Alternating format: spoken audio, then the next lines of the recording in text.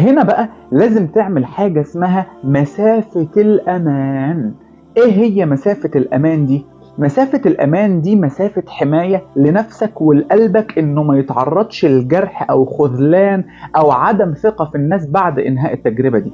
مسافة الأمان دي إنك وإنت مع الشخص في أثناء العلاقة أنت بتبقى متوقع منه إن هو بشر، ممكن يغلط، ممكن في يوم من الأيام يسيبك ويتخلى عنك، ممكن يحب واحدة غيرك الصبح، او حضرتك كمان تسيبيه وتطلبي الطلاق وتبقي مع شخص تاني غيره. مسافة الامان دي بتعلمك ان العلاقات ما فيهاش دوام، مفيش حاجة موجودة على وجه الارض دائمة، الدائم هو الله فقط. فانت لازم تتعلم مسافة الامان دي، مسافة بتبقى جوه نفسك، بتقول كده من جواك الشخص هو ممكن يغلط، ما كلنا بنغلط يعني، ممكن في يوم من الايام يغدر، ممكن في يوم من الايام يكذب، ممكن في يوم من الايام يحصل له اي نوع من انواع التقلبات البشريه لانه مش ملاك.